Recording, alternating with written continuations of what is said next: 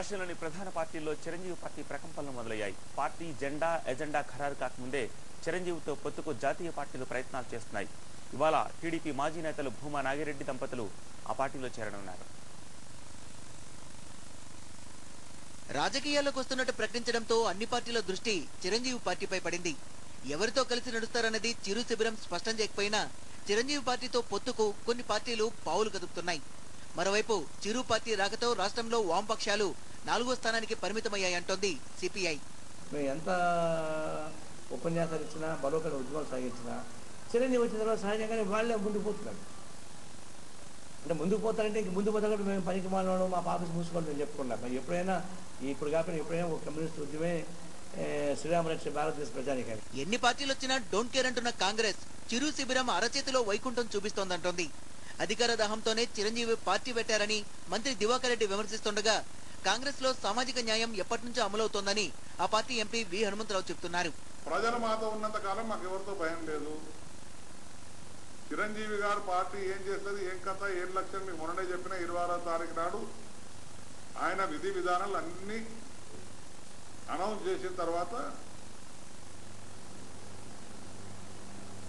ఆయన గురించి ఏదైనా మాట్లాడడానికి మంచి పనులు అయితే మంచి పనులు అంటామే. మేమేమి ప్రతిదానికి దూషించే అలవాటు మాకు లేదు. I don't believe in it. సంతోష ఆంధ్రప్రదేశ్గా మార్చాల్సినంత ఇబ్బంది చిరంజీవి గారు పడాల్సిన అవసరం లేదు.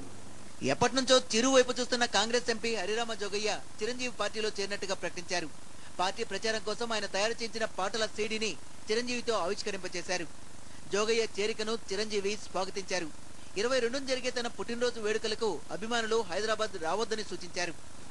ఆగస్టు 22 నా పుట్టినరోజు సందర్భంగా చాలామంది అభిమానులు వాళ్ళు ఎంతో ప్రయాసంతో ఇక్కడ రావాలని ప్రయత్నిస్తున్నారు.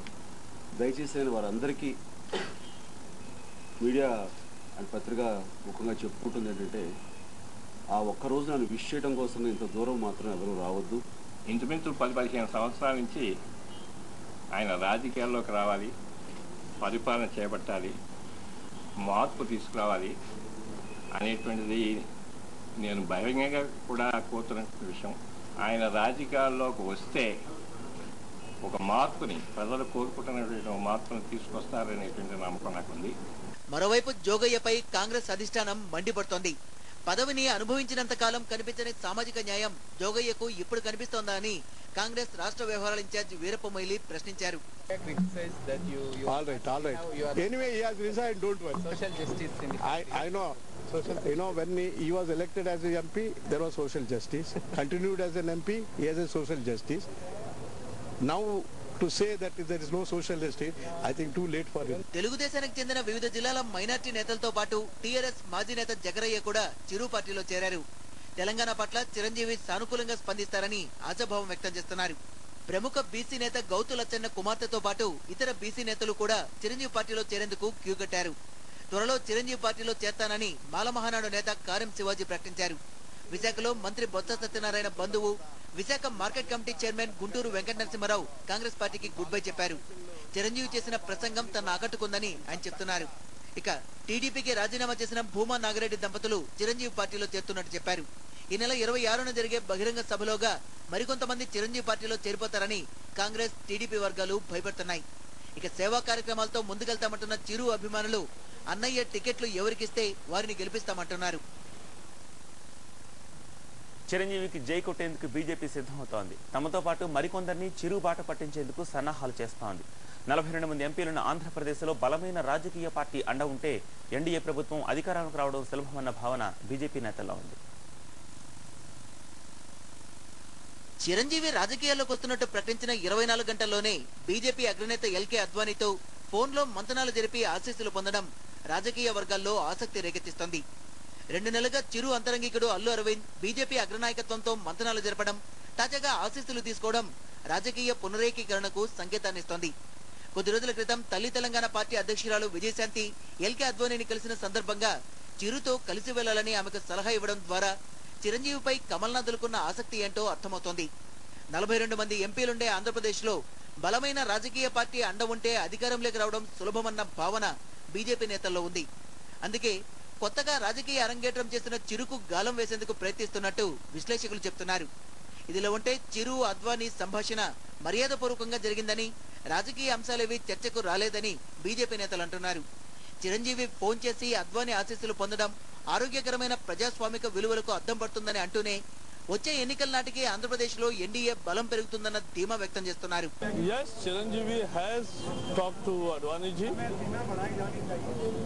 and as we are always telling that realignment of all politics before and after election is on cards. But let us not read prematurely. Let things develop in its own shape. Chiranjeevi is a very eminent film actor and a great personality. We all have admiration for him.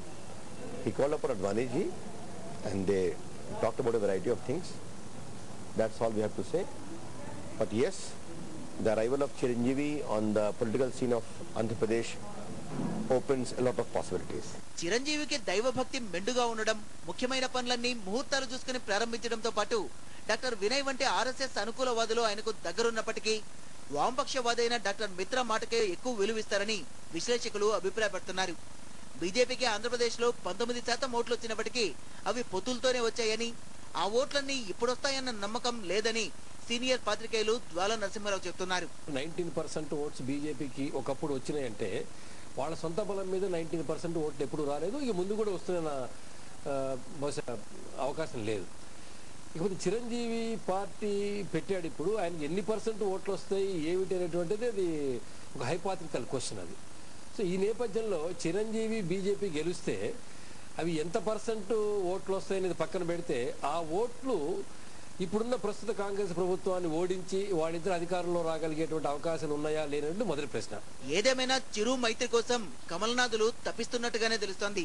Andhra Pradesh లో ఎన్డీఏతో చంద్రబాబు లేని లోటును చిరంజీవి ద్వారా భర్తీ చేయాలని BJP భావిస్తోంది. ఇందుకోసం ఇప్పటి నుంచే కొత్త పార్టీతో మంతనాలు ప్రారంభించింది. మొత్తం మీద ఢిల్లీ పీఠాన్ని హస్తగతం చేసుకునేందుకు వేగంగా పావులు కదుపుతోంది. Cameraman రమణాయుడుతో Shravan, TV9.